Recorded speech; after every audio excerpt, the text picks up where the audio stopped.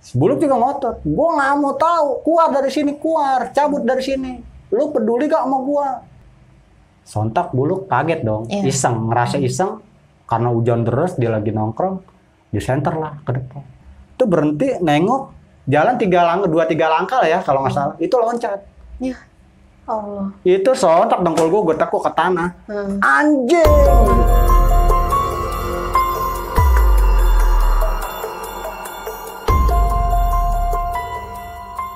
Assalamualaikum warahmatullahi wabarakatuh. Selamat datang kembali di segmen Malam Jumat Miku. Kali ini spesial, gue sedang berkunjung di base campnya YouTube Timur Misteri dengan Bang Kancil. Mantap. Ini Bang Kancil nama panggilan ya Bang ya? Iya. Kalau nama asli boleh tahu nggak Bang? Kalau asli sih, panjang banget. Nggak apa-apa, satu kata aja. Ya kalau nama asli sih singkatnya Silmi. Oh, Silmi. Ya udah pokoknya itulah Bang Silmi. Bang, lu nih kan ada YouTube Timur Misteri juga nih. Ini tentang apa nih Bang kalau boleh? Kalau di channel kita sendiri sih di Timur Misteri ini kita lebih ke cerita pendaki, cerita-cerita horor pendaki, pengalaman-pengalaman dari pendaki nih, sama cerita-cerita urban juga ada sih Kak. Urban legend juga ada. Nah, buat kalian nih yang kepo, penasaran Timur Misteri itu YouTube-nya kayak gimana, silahkan dilukit-lukit di link deskripsi yang udah gue cantumin. Dan buat kalian juga yang punya kisah mistis dan mau cerita di Timur Misteri nih ya, kalau boleh tahu Timur Misteri domisili di mana Bang? Di Jakarta Timur. Nah, teman-teman Jakarta Timur boleh kontak di DM IG Timur Misteri. Bang, nah gue kesini nih sebelumnya terima kasih banget. Siap Kak. Sudah disambut dengan baik oleh tim Timur Misteri. Terus juga tadi kan sempat sharing Bang. Nah, dengar-dengar nih Bang, lu punya pengalaman tentang pendaki tengkorak. Itu gimana Bang? Lu bisa ceritain nggak Bang? Iya. Jadi gini sih Kak ya, kisah-kisahnya sedikit Kak ya. Jadi saat di tahun itu gue coba pendakian bersama 2 sahabat sih, jadi bertiga sama gue. Jadi saat pendakian itu, gue juga baru turun gunung saat itu Kak.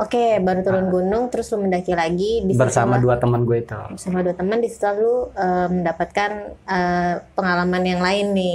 Iya, dibilang horor, ya menarik juga sih buat gue gitu. Ini pengalaman gue yang kasarnya dibilang ya sangat horor lah gitu kan. Jadi yang dibilang horor itu satu sisi temen dua-duanya hampir kena keserang yang namanya gejala hipo. Ntar tunggu dulu Bang, di skip dulu ceritanya. Nah, untuk kalian yang penasaran, silahkan tonton video ini sampai habis. Jangan lupa komen, like, subscribe. Oke, sekarang kita lanjut. Gimana tuh Bang ceritanya, awalnya? Sekarang baru masuk ceritanya. Masuk ceritanya. Jadi gini Kak, ya ini balik lagi sebelumnya. Assalamualaikum warahmatullahi wabarakatuh. Nama gue Kancil, gue dari Timur Misteri. Yang kali ini gue telah diundang sebagai narasumber kakak cantik di samping gue. Aja lu Bang. Oke, guys, di sini gue mungkin hanya ingin bukannya menggurui atau mengajari. Di sini gue hanya ingin berbagi tentang masa pendakian gue bersama 2 teman gue ini. Yang mana ini sih sebenarnya nggak patut untuk dicontoh gitu. Ini cuma kesimpulan kecil dari diri gue aja Kak, sama teman gue ini. Jadi saat pendakian tersebut kurang lebih kisaran di tahun 2001 atau 2009 ini, mohon maaf nih, tanda kutip nih kayak gue sedikit ngeblank masalah tahunnya. Saat itu. Iya. Jadi saat itu di tahun itu gue bersama bertiga lah gitu. Intinya gue bertiga, yang satu Bang Tupai, Bang Buluk, dan gua Kancil. Nah saat pendakian itu dimulai, gue ini baru turun gunung juga dari Gede Pangrango Kak, saat itu. Nah ketika pulang sampai di rumah, belum ada waktu 2 hari lah gue beristirahat di rumah dari pendakian tersebut. Si Tupai ke rumah nih ngampirin gue. Dalam arti, Til, gue pengen ke Putri nih.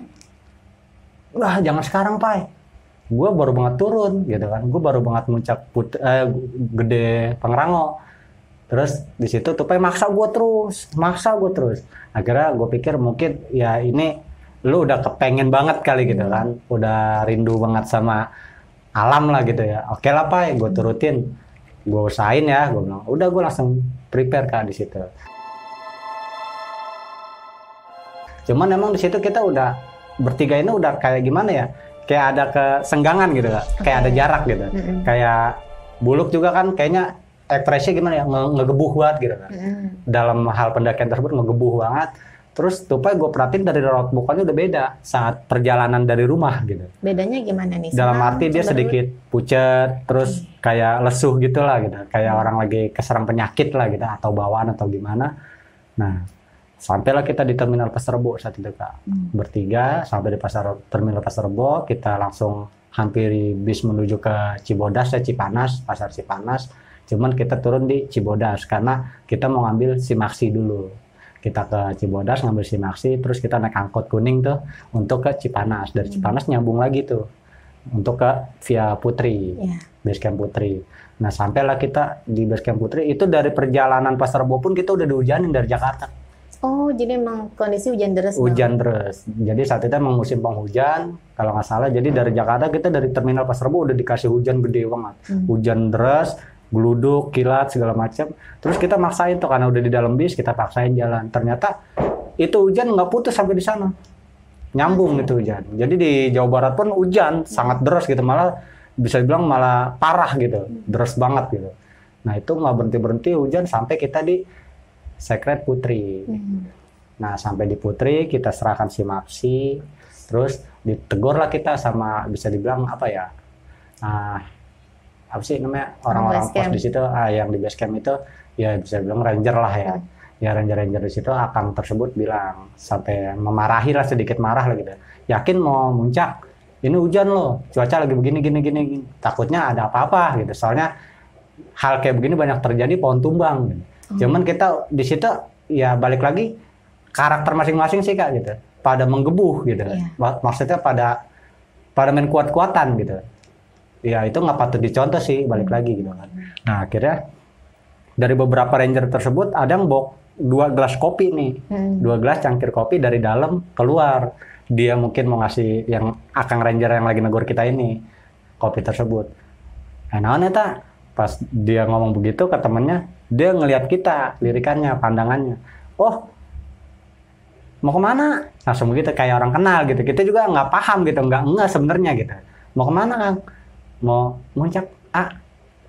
Ya sok, hati-hati, banyak pohon tumbang kalau lagi hujan gede begini.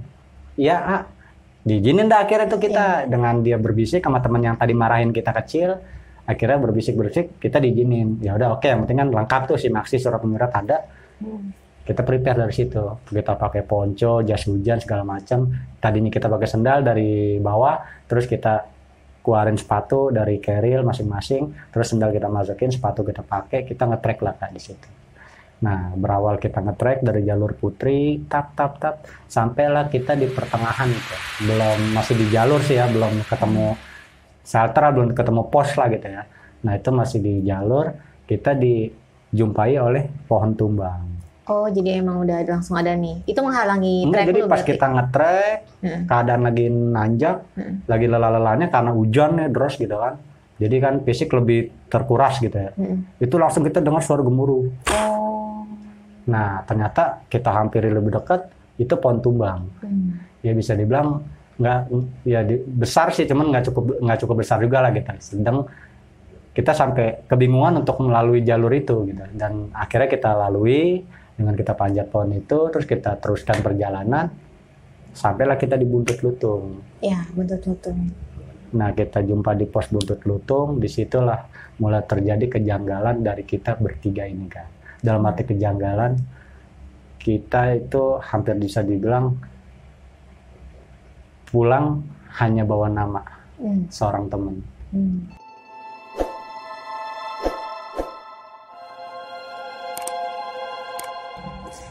Gimana tuh Bang?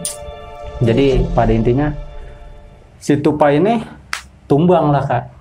Drop lah dia ya? Iya, jadi mungkin entah kenapa tiba-tiba dia goyang. Terus kita pada kebingungan. Si Buluk ini bicara sama gue, gimana nih men? Ya gue udah mau nggak mau karena saat itu kita nge-trek juga udah jam sore ya. Jadi ya udahlah, daripada dipaksin kenapa-napa, kita nge-trek sampai di sini aja. Terus kita break dulu di sini. Nge-campnya dulu lah, kalau sempat nge-camp kita nge-camp. itu hujan nggak putus-putus sampai kita udah buka ponco karena kita udah ngerasa ribet gitu dengan bawaan carrier segala macam, terus kelelahannya kita udah ngap lah, udah bukanya basah-basahan gitu sampai carrier kita isinya semua pada basah Kak saat itu. Emang kita ceroboh, pada intinya kita ceroboh, terus kita ngecamp lah di pos Buntut Lutung yang mana udah jam sore itu udah cukup gelap ya. Jadi gue ternyata di situ salah masang tempat buat gue ngecamp. Jadi jalur air gue pantekin tenda. Tapi lu nggak bikin ini jalur airnya lagi gitu, tetap aja ya? Ya karena gimana ya? Jujur ya, gue bertiga ini sebenarnya udah nggak kuat dengan hawa dingin gitu, udah menggigil semua. Kalau dibilang menggigil semua. Cuman gue ngelihat dari si Tupai udah parah kondisinya, parah lah bisa dibilang. Terus si Buluk ini temen gue udah sempat ngontarin kata, kayaknya gue nggak kuat Tuan, tangan gue udah pada nggak kuat gerak, saking bekunya gitu. Aduh, ya jujur, gue pun juga sama hal itu. Cuman kalau nggak gue paksa, siapa yang mau gerak gitu kan? Benar. Akhirnya gue tancap asal tancapnya tuh tenda, tak. Jadi pas gue mau masukin peralatan, terus gue mau masukin Tupai terlebih dahulu, dibantu di backup sama teman gue ini si Buluk. Pas masuk sampai di dalam itu belum gue tidurin, baru gue dudukin, kita udah lepek-lepekan tuh masuk tenda. Ternyata tenda kita kemasukan air Kak. Rembes ya. Jadi gue yakinin tenda kita itu salah pasang tenda di jalur air ya karena air itu masuk ke situ deres. Jadi jalan itu dalam tenda, keluar masuk. Nah, bisa bilang hampir semata kaki lah saat itu dalam tenda. Panik lah gue. Ya di situ dengan cara gue gitu, dengan sebisa gue, sekuat gue, sampai pada akhirnya si Tupai gue geletakin di tenda. Setelah bla bla bla bla bla, terus gue geletakin si Tupai di tenda, di dalam tenda, sampai gue ya sebisa mungkin lah kita gue kasih keselamatan atau kehangatan dari gue gitu ya untuk langkah awal gitu biar si Tupai ini lebih fit badannya gitu, sampai gue gosok-gosok tangannya di tangan gue, sarung tangannya gue buka, terus gue pukul-pukul pipinya gitu kan, Pai sehat Pai. Nggak ada lagi selain kita bertiga Pai, sehat Pai. Makin lah larut malam Kak di dalam tenda, yang si Buluk nyalain kompor dalam tenda sampai dia nggak berasa kompornya ditaruh di tangannya sendiri itu keadaan nyala, nestingnya dipegangin aja sama dia karena saking dinginnya, saking bekunya tuh dipegangin sama dia. Itu balik lagi karena kita kagak mau pulang cuma berdua gitu. Jadi saking ininya lah kita paniknya, udah ayo Pai bangun Pai, sehat Pai, sehat. Sampai gue pukulin, gue tepak-tepak lah gitu pipinya, bangun Pai, sehat Pai. Itu saat itu Tupai udah sedikit mengecil, hitam bola matanya. Pai, apa lu kuat Pai gitu. Gue udah panik, dibilang Don jujur, gue manusiawi Kak, gue Don saat itu. Don apa yang bisa gue lakuin gitu. Ini langkah awal, langkah dasar gitu dari penolongan udah gue lakuin gitu kan. Yang namanya gejala hipotermia gitu, langkah awalnya sama seperti ya kayak peralatan yang gue bawa nih, P3K segala macam itu gue keluarin semua gitu. Itu gue buat dirinya Tupai, buat pelindung Tupai gitu biar dia hangat segala macam. Ya akhirnya di situ juga gue lihat Buluk udah mulai ngedrop, ya gue makin down di situ. Jujur hawa down gue makin dalam gitu. Aduh gimana nih? Gue juga nggak kuat, gue bingung gitu. Sampai gue punya inisiatif, gue mau ngomong ke Buluk, lu tungguin nih Tupai, biar gue turun ke bawah. Gue mau manggil ranger yang di bawah, yang di shelter tuh gue mau panggil, biar ke atas bareng gue. Gue tunjukin di sini teman gue lagi nggak berdaya, gue mau gituin. Itu saking paniknya gue. Cuman di satu sisi gue bisa, Cil lu bisa. Akhirnya gue yakin sama diri gue nggak tega untuk ninggalin dia berdua Kak gitu. Takut terjadi apa-apa. Disitulah si Buluk nih, tuh di tenda itu udah di sekeliling tenda udah gelap. Saat itu udah masuk jam malam lah ya, kita kisaran jam 7 atau setengah 8. Di saat gue udah panjang lebar tuh ngurusin si Tupai gitu kan, udah kebingungan lah kita berdua. Sampailah si Buluk bilang, gue udah gak kuat. Sekarang gue ikut lo, terserah lu. Lu ambil langkah yang pasti. Ya tujuan gue harus turun sama lu bertiga men. Gue berangkat sama lu, gue pulang sama lu. Gue ngomong gitu, ayo lu semangat lu semangat, nggak kayak gini lu. Kagak ada sejarah kita kayak gini. Kita kecil bareng, gue bilang gitu, nggak ada. Kita dididik bareng, dilatih bareng, nggak kayak gini perjuangan kita. Masih panjang. Gue ngomong gitu sama teman gue. Sampailah Tupai mungkin denger kali karena dia punya pendengaran gitu, dia punya telinga. Dia mungkin dengar di saat kondisi lagi ngedrop-ngedropnya, dia dengar mungkin. Sempet ngerasa sehat tuh Tupai di situ. Karena batuk. Dia semangat iya, lagi batuk. Gitu. Wah, di situ gue girang bukan main. Apa gue perlu gue lapisin pakai blanket segala macam. Gue perlu pasnya. Gue gosok-gosok belakangnya. Terus sedikit minyak kayu putih tuh gue bawa tuh botol gede, gue suruh tenggek dia biar hangat tenggorokannya, lu tenggekin dikit Pak. Gue minumin. Terus gue borein ke badannya. Nah, itu kalau minyak kayu putih gue di alam selalu bawa. Asal jangan remason, jangan balsam. Itu bukan ngobati lu tapi ngebunuh lu. Iya, malah nambah dingin ya Bang. Tapi itu kondisi malam itu masih hujan terus? Kagak berhenti Kak, kagak ada putusnya. Yang bluduk, yang kilat, abis malam itu kita karena hujan, karena alam lah gitu. Dar, kagak cuaca nggak mendukung semua. Akhirnya Tupai ngedehem, Tupai batuk, gue peluk, gue usap-usap, gue tindak lanjut. Ayo Pak, gue pegang tangannya, terus dia bilang santai aja Cil, jangan kaku. Girang gue di situ. Nah, timbullah omongannya si Buluk. Cil, gue pengen boker. Dia pengen boker, dia pengen berak. Ya udah lu ke depan, gue lagi nanganin Tupai. Kita sempat ada selisih paham di situ sampai bersikeras lah gitu, sampai gue ngebentak kecil si Buluk. Ya udah lu ke depan, lu keluar sana, jangan jauh-jauh dari tenda, karena kita belum tahu tuh sekitar kita apa. Ternyata gue pas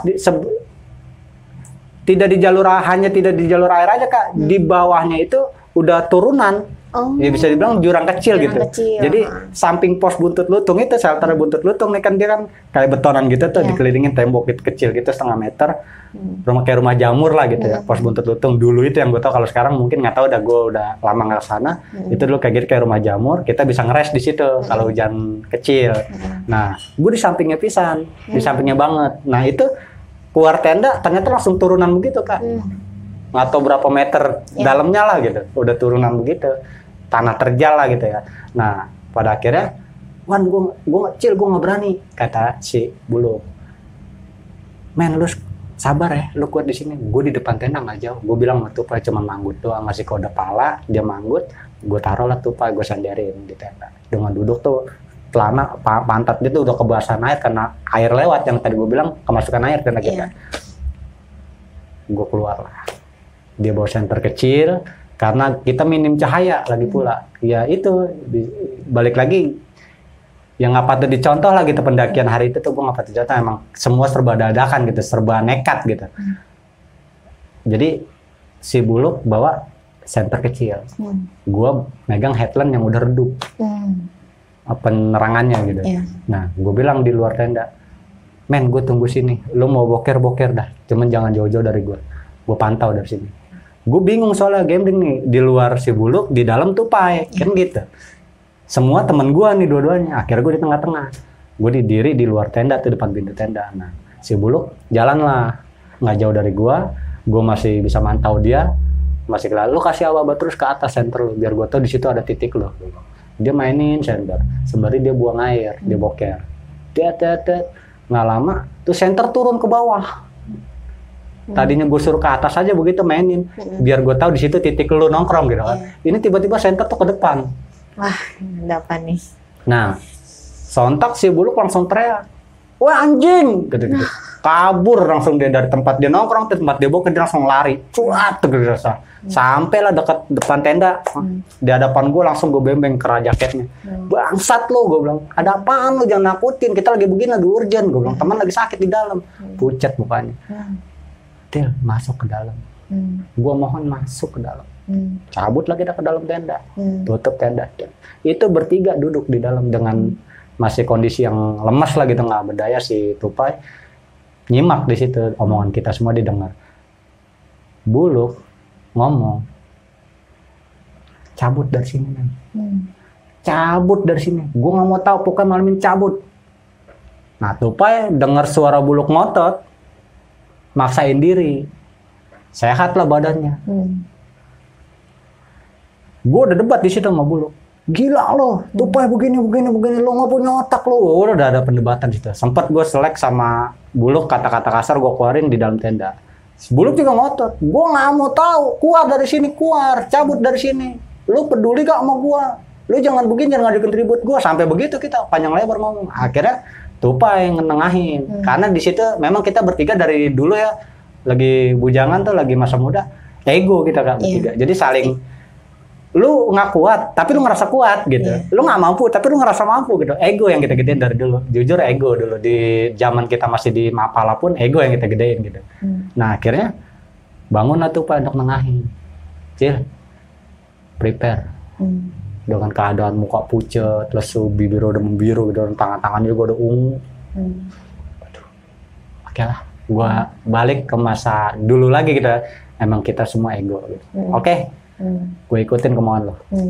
Packing lagi, tak. Lanjutin perjalanan malam itu juga. Gila, jam berapa tuh Bang lu? Nggak ngerti waktu itu, gue kisaran mungkin di atas jam 10 malam gitu. Oh gila. Gue hajar tuh trek malam. Gue safari, tap. Dengan hujan terus tuh. Hujan terus, kilat, geluduk. Cuman di situ gue atur strategi packing segala macam, udah masuk ke carrier. Pai lu tengah. Lu belakang. Jarak kita paling jauh dua ya kisah-kisah 20 langkah kaki lah. Paling jauh, bisa dihitung 20 langkah kaki jarak jauh lah gitu ya. Gua di depan. Tupai udah begitu doang. Nah Buluk mah teriak, siap Cil. Bawa carrier, jalan gua tang. Gua tengok belakang Tupai. Gua lihat paling belakang Buluk, masih akur. Itu pas di jalur apa ya, kayak batu begitulah, kayak akar-akar gitu. Itu udah mulai jatuh bangun tuh, karena ya hujan gitu kan, becek, terus licin jalurnya juga. Jadi kita sedikit naik, ribet gitu kan, terus banyak akar-akar gitu sama batu-batu gede gitu, yang buat kita kalau naik kebingungan bisa pegangan gitulah, tebing-tebing batu itu, tanah-tanah mati lah ya, bisa bilang tanah keras gitu kayak batu. Nah di situ tuh, gue ngerasa ketinggalan nih mereka semua. Gue teriak lah di situ karena gue udah posisi di atas. Pai, lo, yang gue dengar suara Buluk. Oi, masih ada. Kok Tupai nggak ada nih? Pai, matanya nongol nih. Pas kan gue udah di atas nih, di tanah. Dia naik. Ngapa Til? Buset, kan gue kaget. Palanya duluan. Nah, nongol Tupai. Ngeres Pai sini duduk di batu, duduk bareng gue di pinggiran. Senderan pohon, nyenderin carrier, dia nggak lepas carrier, emang nggak pernah. Gua suruh tuh setiap pendakian, selelahnya lu istirahat boleh, cuma jangan lepas carrier. Bisa berubah nanti kondisi lu. Akhirnya dengan dilepas, disenderin dong di pohon, plus badannya. Kok lu udah di atas ya? Tiba-tiba tuh Tupai bilang, sembari dia ngerokok, dia ketawa-tawa. Kok lu udah di atas ya? Dia, kan gue paling depan Pak. Iya emang dari awal paling depan lu. Gila lo ya, gue bilang gitu ya. Udah jangan ngaco lu. Cuman gue yakin Tupai udah emang belum pulih gitu, belum pulih 100%. Udah jangan ngaco. Tunggu Buluk, cabut kita lanjutin perjalanan. Nyampe lah Buluk, bawa kayu atau buat tongkat. Monyet, tunggu gue di situ. Naik, sampai di atas kita bertiga. Ditunjuk pakai kayu palanya itu Pak. Anjing nih orang. Kenapa? Di jalur ngobrol sama lu. Hah? Lu kan udah nyampe. Lu di atas. Gue bilang, Pai, gue debat di bawah. Kata si Buluk versinya, gue debat sama dia di bawah. Sampai gue bilang, terserah lo jalan duluan. Gue gak mau ambil pusing. Gue jaga lu dari sini, gue backup dari jauh. Gue gak mau udah kata-kata sama lu. TA lu. Gue ngobrol sama Kancil. Gila. Ngobrol sama gue di jalur. Gue di atas. Iya. Tapi Buluk ngeliat? Buluk kagak ngeliat dia ngobrol gue. Cuman Buluk ngeliat dia ngobrol nyebutin gitu. Gue. Sekarang kok jalurnya beda Cil ya? Makin sadis ya? Apa karena longsor ya? Apa karena ini ya? Ngomong begitu. Gila. Lah, Buluk udah coba nyadarin. Halu lu. Halu, dipukul-pukul lehernya. Halu lu, jalan. Lu halu, Kancil di atas, men. Ngotot di situ tuh, Pak. Ya sempat kata-kata kasar lah gitu ya. Ya udah, gue di belakang dah, mantau lu. Gue nggak mau dekat-dekat lu, jalan tuh. Sampai ketemu gue dia ngomong, makanya gue kaget. Udah lu jangan ngomong macam-macam. Gue pikir bohong ya atau candaan gitu kan, buat ngedekin gue supaya gue suges. Buluk datang ngomong begitu, nunjuk-nunjuk kepalanya itu pakai kayu. Gila nih orang nih anjing. Masa di jalur ngobrol sama lu, udah tau lu di depan. Bengak lah di situ. Udah. Siapa yang kagak takut? Siapa yang kagak merinding ya kan dengar begitu? Udah, gue bilang. Jalan lah kita.